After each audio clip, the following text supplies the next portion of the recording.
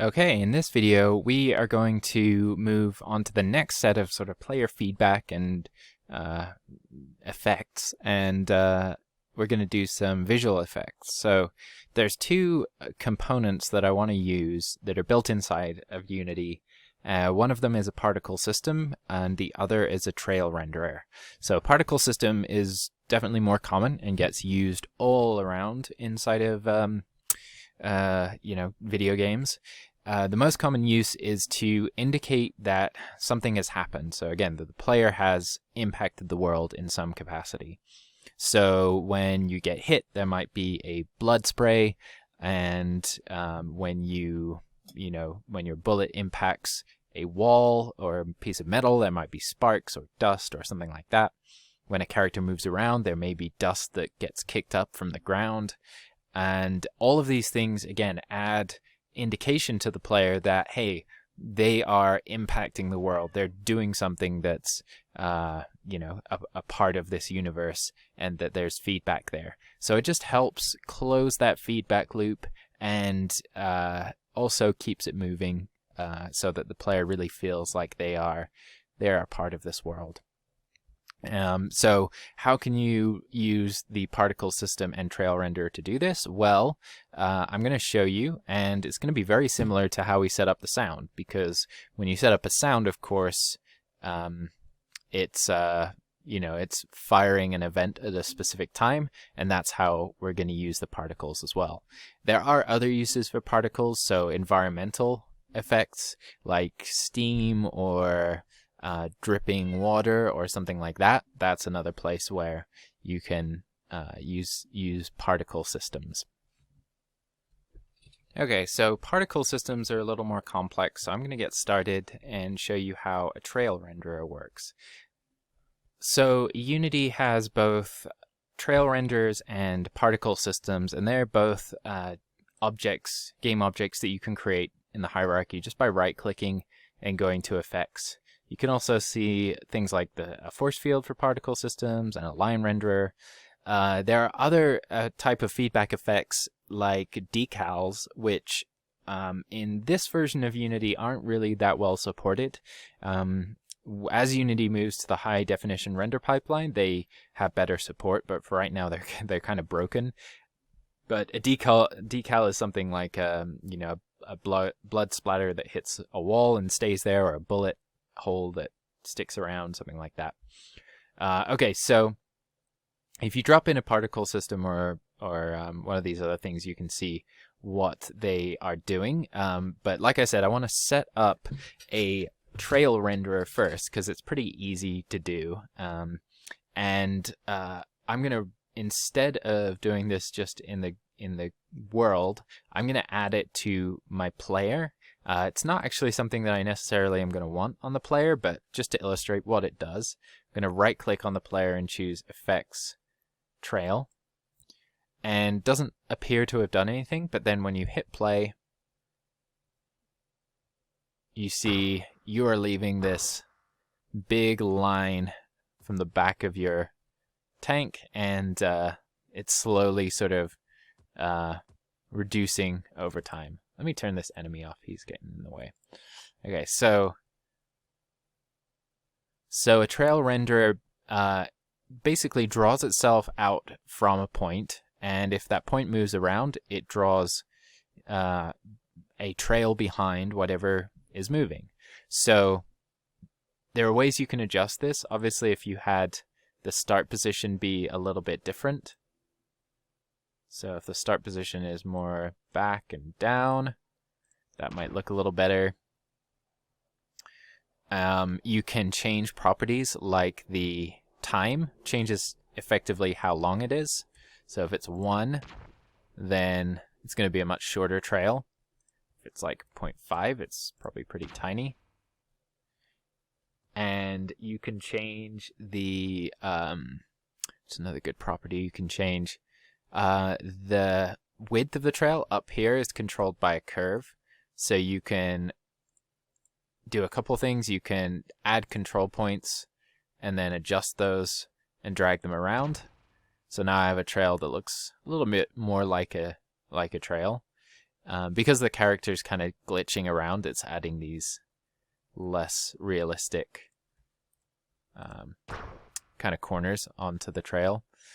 You can also see that the trail is orienting to fit or to sort of face the camera. This is called billboarding, and you can change in the alignment how that's happening. So for right now, I changed it to Transform Z, and it's set as vertical. But what I should be able to do is rotate. Let's see if it's X.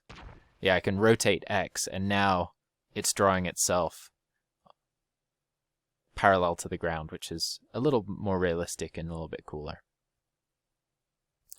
Let's see. There's some texture mode things and stuff like that. You can, of course, change your color here, but when you click on the color, it's not a simple color picker. It's a gradient editor. And this is kind of cool because it lets you do things like fades. So if you wanted to have your trail fade out, you can click this keyframe on the top right and notice how you have access to the alpha. So you can have it fade out. If you want it to fade out but also fade to like red or something like that, you can do that. Or maybe it fades to black over its lifetime. Let's see how that looks now. So it looks a little bit better, a little bit cooler. Obviously, you can change the width to be something other than 1, so you can make it smaller. Or I believe you can overload this to push it up above 1.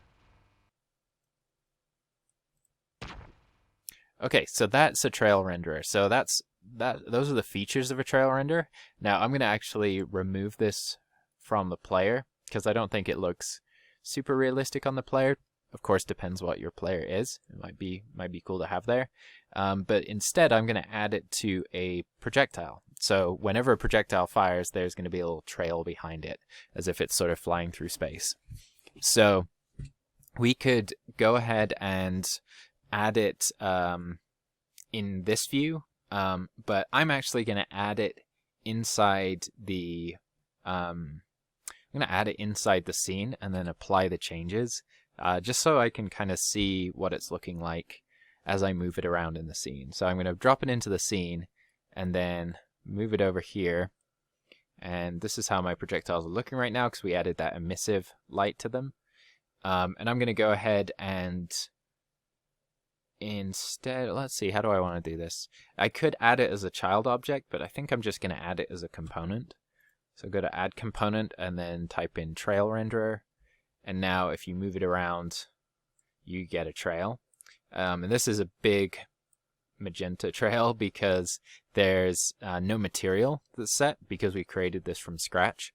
So go ahead and make a new material inside.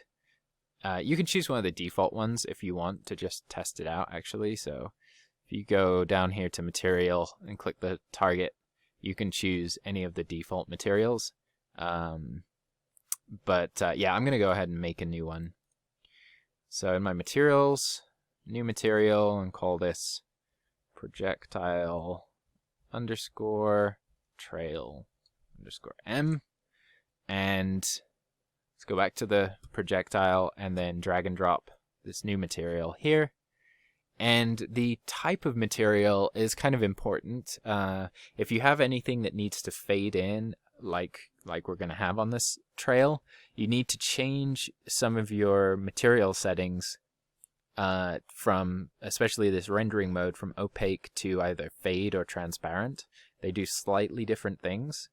But a better thing to do is maybe to change your shader to something that's like a particle shader. And the particles shaders are a little bit different because they are optimized to work a little bit more than a standard shader is. And they also work with transparent stuff a bit better as well. So I'm going to do this standard unlit shader. And let me move the trail around and see. Okay, it's not really fading out, but we haven't set that up yet, so that's okay. So let's go back to our projectile. And I'm going to drop the width down. You can see how it's adjusting. Let's go to 0.5. That's a bit better. Trail's way too long, so let's do like 0.2. And then, so as it fires, it's going to fly out just a little bit, and then I'm going to add another point, but I'm going to kind of create this type of shape. Cool, so that's looking a little better. Now I'm going to take the color, and I don't mind it being perfectly bright at the start because it's kind of hidden by the glow of the projectile. But let's take the end of it and reduce that. So that's looking pretty good.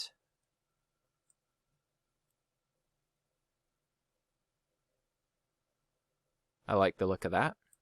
What else can we play with? Now these projectiles are going to be firing a straight line, so you can see if they're moving in a straight line, the trail doesn't have too much issue with kind of corners and things like that. It's really just because our tank was glitching around that we had that. You can see here, if I'm moving this around, you know, it behaves in a pretty clean and polished way. But our projectiles don't even do that. They just fire in a straight line, so I'm not too worried about that at all. We're not doing any texturing, so that's okay. The material here doesn't have any emission on it, which it could if I wanted. So if I wanted it to glow a little bit, I could click on the material and toggle the emission up to something. See what +1 does. That might be nice. Feels a little more embedded into the actual projectile itself. Okay, so let's say I'm done with that. Now I'm going to reset the position of this projectile back to 0, and then I want to obviously apply these changes to the prefab. So I'm going to go to my overrides, click apply all, and it says, hey, there's a new trail renderer. That's cool. And then I can either delete this from the scene or I can just toggle it off. A lot of times as you work, you'll be making modifications to prefabs. So you leave a bunch of them, you know, disabled in the scene, and then you make a modification, push the updates, and then disable it again. That's kind of a common way to work. Okay, so let's see if that created some cool visuals. Nice, I like it. Maybe a little too long, right? Because the projectile's moving pretty fast. That length is pretty long. I think it's definitely going to help to have some explosion, a particle explosion, happening on impact. That'll hide a little bit of the glitch that's occurring. But the glow is definitely awesome. Huge fan of that. Okay, so couple things I want to change. I want to change the length of the trail, and I can do that by changing my in-scene projectile, or I can go to my prefabs and adjust it here. I'm going to set this time down to 0.1, and let's test. It's okay. As it moves fast, yeah, I think that's okay. I like that. Okay, so let's work on bullet impacts. Let's set up a particle system to handle whenever these projectiles hit something. I want the particle system to fire at that location, and that'll mask a little bit of the kind of you know, clipping that's going on with the trail. So how do we do this? Well, there's a couple different ways. The same effectively the same way that we did the sound. We need a component which is going to be our particle system, and that will fire at a specific point in time. So we can kind of do the exact same thing we did with the projectile here, but I'm going to show you just a different way to do it. and maybe kind of a better way to do it, because doing it this way will get around the issue that we encountered where we had to delay the destruction of the particle to have that sound play. So I'm going to create a particle explosion that's going to live as a prefab, and then when this projectile hits something, instead of it playing the particle system on itself, it's just going to create that prefab. The prefab is going to do basically all the work. And if we wanted, I'm not going to do this, but if you wanted, you could move your sound effect, sound source to that same prefab, and that would clean this problem up that we encountered last time. So let's go ahead and make a new particle system, and we're going to make a prefab out of this. So I'm just going to set it as a game object in the hierarchy. So right click, go down to effects, and choose particle system. And here you can see that the default particle system is kind of not really realistic. It's just sort of emitting particles upward at a velocity, and they're spreading out and just sort of, you know, going about their life into the world, right? There's not really any, it's not trying to mimic anything. Maybe the closest thing is like steam or something that's getting emitted, but it's not super realistic. So, but this kind of illustrates what a particle system is, and gives you an idea of how it can be used.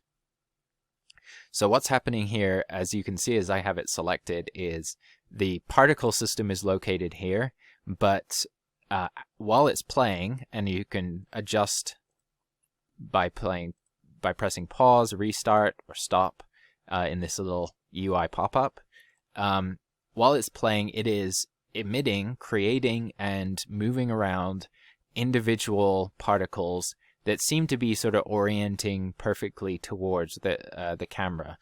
This is that billboarding behavior where they're looking, facing to orient the camera. So it's a way of sort of faking a 3D shape with just a 2D image. So this is what most particle systems are. They are an emission point and a bunch of properties to control how 2D sprites are dropped into the scene and moved around. And from this, you can create many different things. You can create smoke, you can create flames, you can create sparks, you can create blood splatter, you can do quite a bit. We are going to create kind of a bullet impact or a projectile impact explosion. And so this behavior is kind of going to be close to what we want, but not really exactly what we want. So how do we turn this into more of like an explosion bullet impact? Well, as you can see when you have it selected, there are just tons of options in the inspector, and each of these drop down into multiple options, all of which control the kind of visual properties of the particle system. So in this sort of brief introduction, I'm not going to go into a ton of detail here. Obviously, this is pretty in-depth, and you can find and watch some YouTube videos. And it's actually kind of a good idea because this can be modified in so many different ways. Not having an idea how to start or where you're going leads to, you know, just endless messing with settings. So tutorials that show you how to create fire or create smoke or whatever it is are going to give you a really quick way to kind of achieve results. And then from there you can change the images or adjust properties as you kind of need. You can also look in the asset store. There are tons of particle systems and sort of preset settings where you can you know, acquire free content or paid content to do it for you. Okay, so creating an explosion. Well, the first thing we're going to need to do is change the behavior from this constant emission rate to something that's more like an impact. So when a bullet hits something or a projectile hits something, debris is kicked off of it and kind of floats into the world based on that initial collision impact, and based on the properties of whatever it is. But it isn't an emitter that's consistently going like this. It's just a single burst into the world. So what we can do here is change the emission properties in this first thing, and include some bursts to give it more of that kind of explosion type effect. So in the bursts, I want to click plus, and I'm going to change my count up to 100. So now you can see what's happening. It's still emitting stuff, but the emission at the very beginning bursts out into kind of a cloud. So if I change my emission rate to 1, something pretty low, and then I set, how to preview this? We're going to set it so that it doesn't loop, but then we'll have to just click play every single time. There's a couple ways that we can sort of simulate this. So I'm going to hit play, and I'm going to click looping again, but I'm going to change my loop down to 1 second. So now it's just kind of exploding into the environment, but now we can kind of tune it a little bit better. And let's set our max particles down to 100.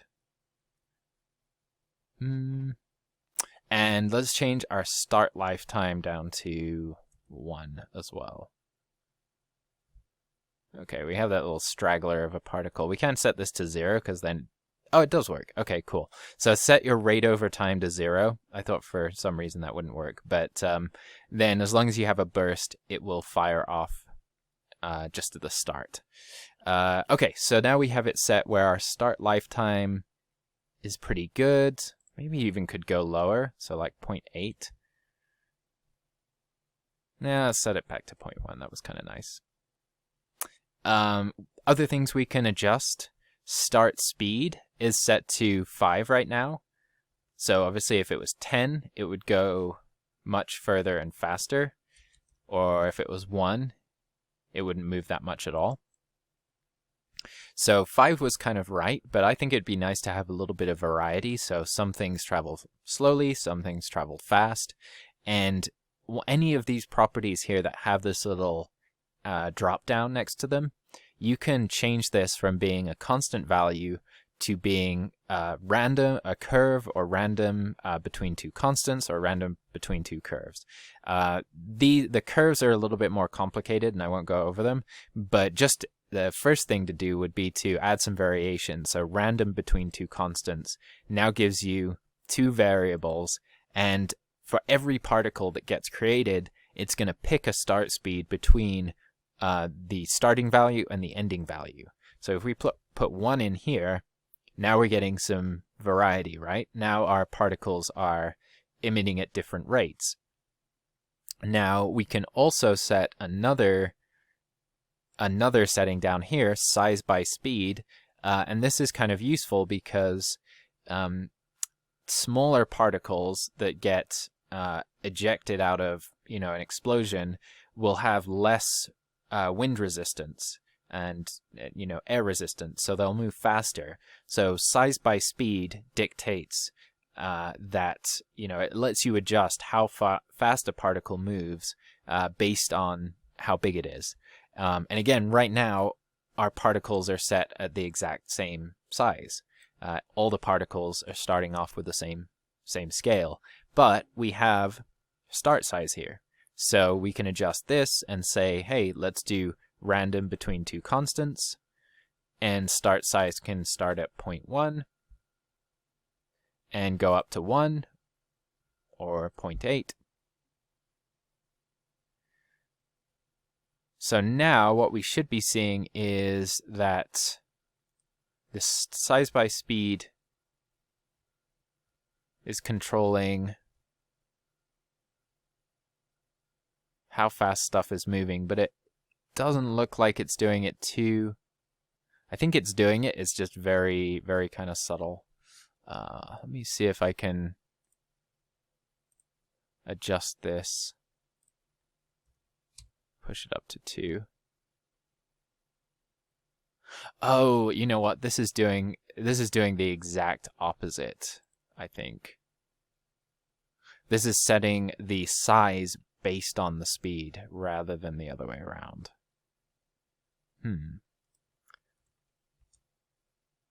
Oh, now I've broken it completely. I think that's working. It's just a little bit hard to see. It's also tricky because our particles are flying off and they're not living very long, so maybe we need to set the start lifetime to like 1.5. The other thing we can do, right now this feels kind of like an explosion in space. There isn't much air resistance happening kind of at all. So you can limit the velocity over lifetime to kind of simulate how it would slow down in real life. Oops, limit velocity over lifetime. It should be this one. Let's see, speed 5. Maybe it's the dampening. It's been a while since I've used particle systems, so there's so many options here. Oh, drag, that's probably what we want, so let's put that up. There we go. Now we're getting somewhere.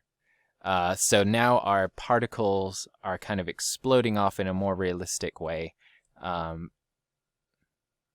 something like 1 or maybe 2 is good there. But at the same time, like, kind of feels like it's still in slow motion, right? So maybe if we put this up to like 3 and then increase our start speed from 10. That feels better. It feels kind of a lot. If every bullet impact is going to send this spray of particles into the world, then we've got quite a lot there. So maybe we could reduce our particle count to something lower. That might be good, you know? It's looping still, so if you want to kind of see what it's like, then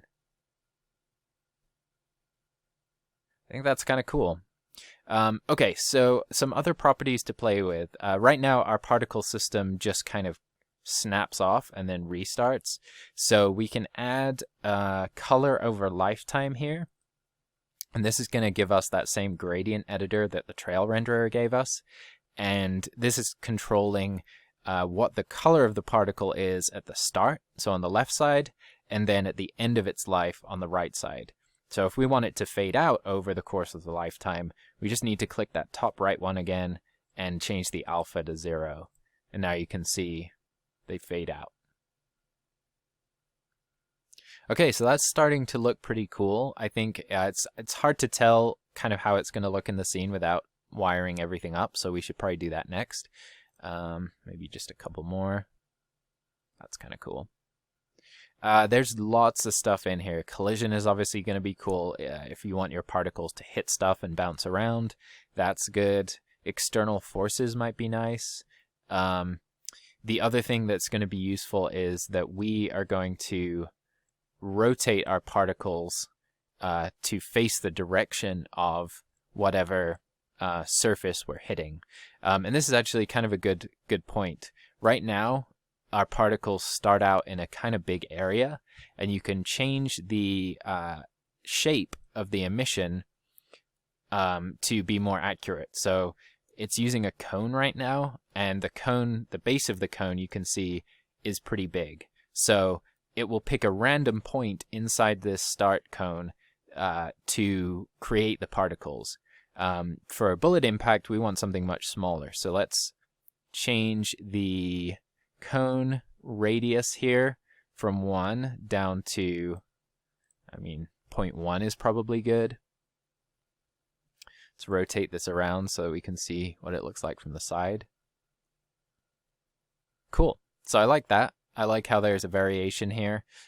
We could even adjust the start size down to something even smaller, maybe. Oh, those little ones fly off now really fast. I kind of like that, though.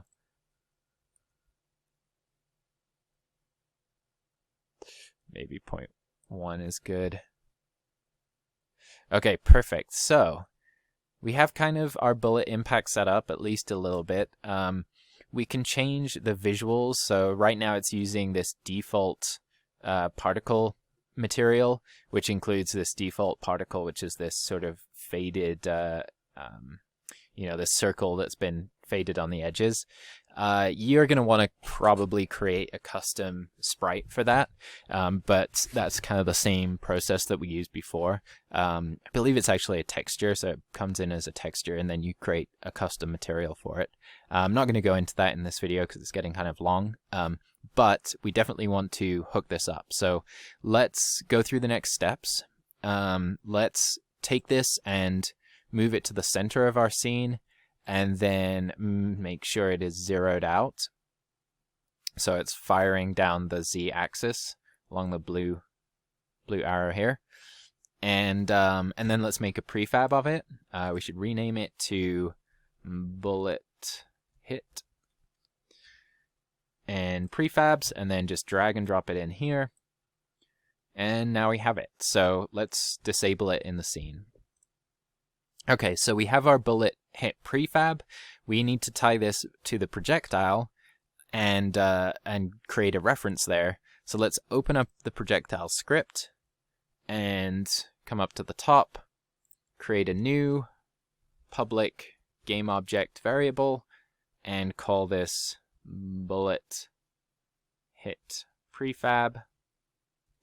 And we're going to have to do just one line of code in here to get this to be created into the scene, and most importantly oriented on the correct orientation, because if it's pointing into the surface that it's hitting, it's not going to be super realistic.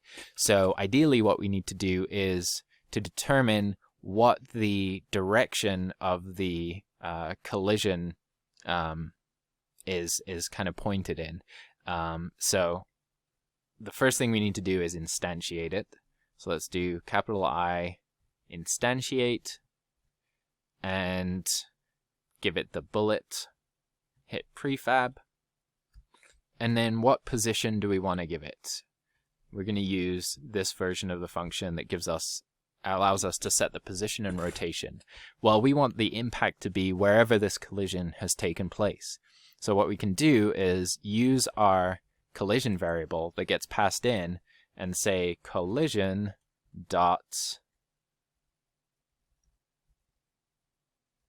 let me see, it's in here somewhere, I promise. It's in contacts. So collision, contacts, and then contacts is an array. We haven't really dealt with arrays, but they are accessed by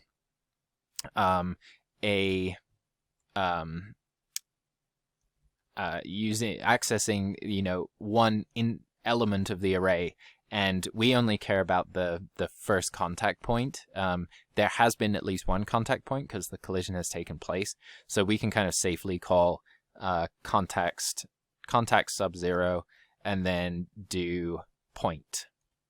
Now for the rotation, that's a little more complex. And if you saw here, when we accessed this, we had another variable called the normal. So the normal is the direction that we want. It's the one that's facing away from, directly at a tangent to whatever, this object's collision mesh kind of said, the impact point of where it was hit. So we want to do collision contacts dot normal. The issue here is that this takes a quaternion, not a vector 3.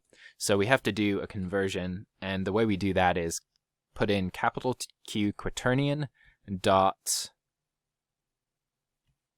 let me find the right one. I think it's this, should be this Euler angle.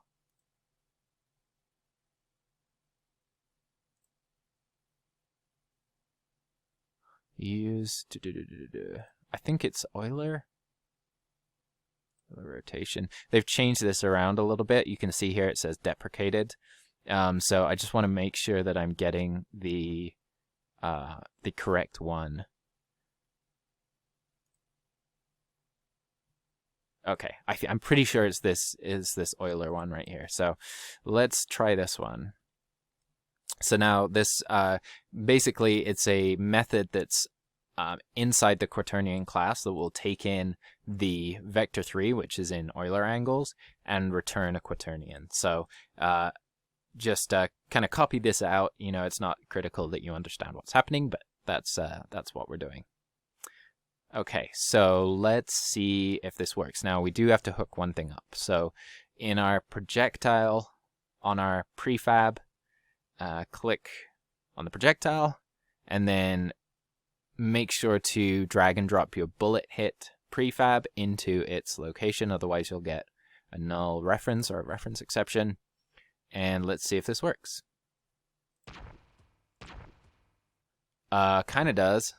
The problem is, there's a couple problems. The frame rate is dying, I think because I'm screen recording, hopefully. But it is actually working. Oh, we forgot to uncheck looping. So now when we hit stuff, it is just firing. It is just, you know, emitting for the rest of time.